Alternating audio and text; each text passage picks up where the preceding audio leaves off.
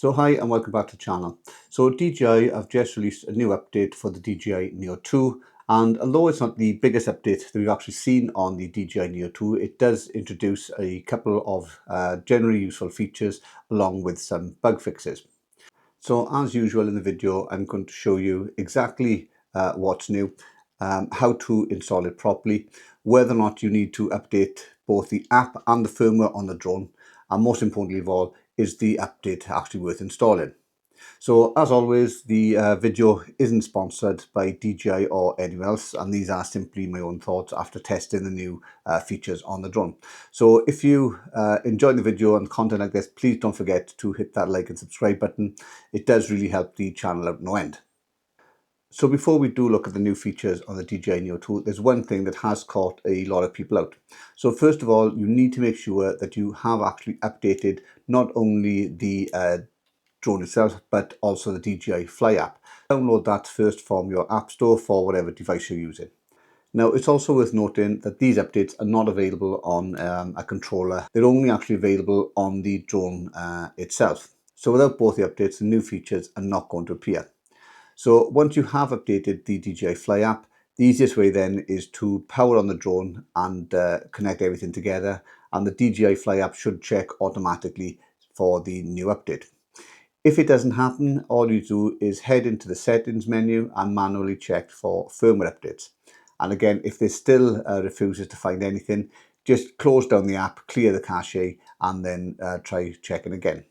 Now, this isn't a huge update with loads of new flight modes.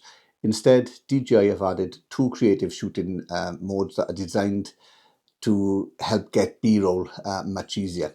So first of all is going to be the highlight slow motion, and this is probably the feature most people will notice first.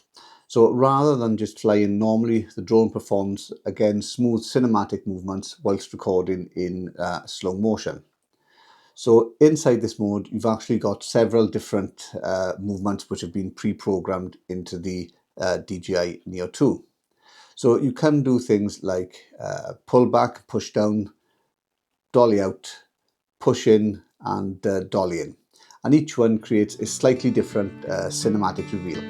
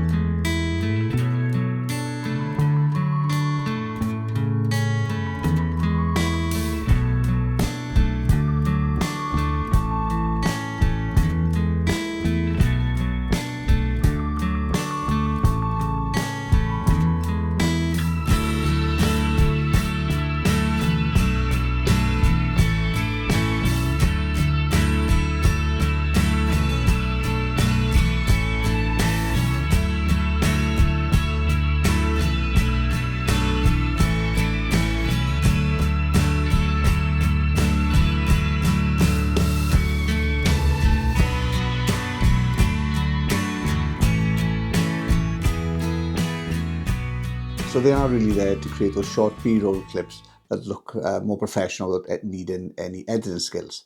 So if you're putting together holiday videos, travel films or YouTube content, then these new modes can actually save you quite a bit of time. So the second one is going to be the Helix Close-Up. Now you probably already know that there is a Helix option built into the DJI Neo 2. So this new version simply starts out closer to the subject before spiraling away.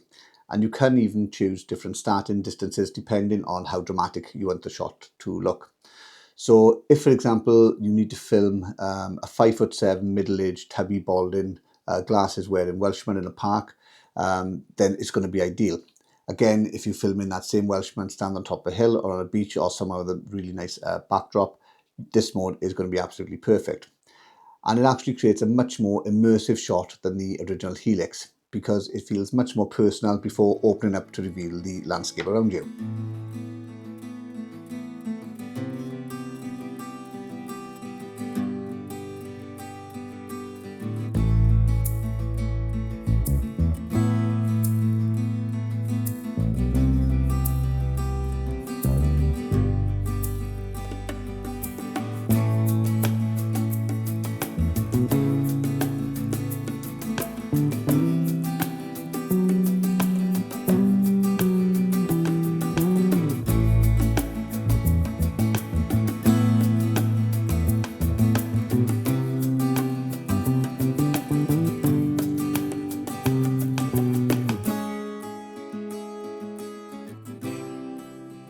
Now you also need to make sure that you do actually install them onto the drone as well, because they're not going to appear automatically. So again, you need to go into the settings and then drag them from the bottom of the screen up to the top section of the app, just to make sure that they are transferred across to the drone itself.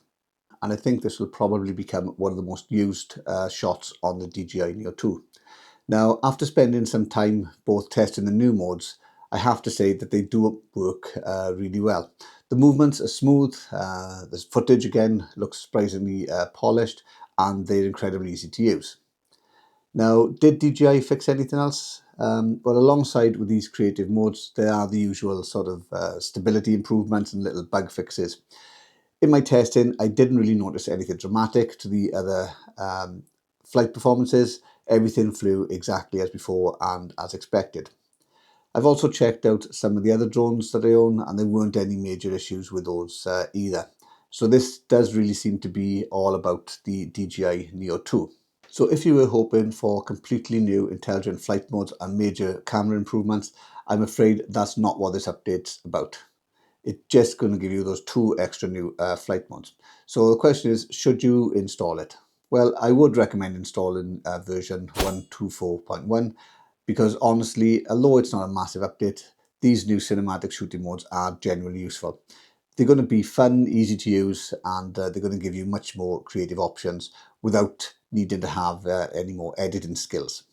So even if you don't use them every day, they are definitely worth having on the drone for when you need them. So for me, it's definitely been worth the 5 or 10 minutes it's taken to install the update. So I'd like to know what you think, if you've already installed the new update onto your drone, and if you have, then what's your new favorite feature, or if you're waiting to do the update later on. Also, let everyone know down in the comments below, because it's useful hearing from real world users and subscribers about how they're getting on with the drone. So if you found the video useful, please give it the thumbs up, subscribe, and also the notification bell.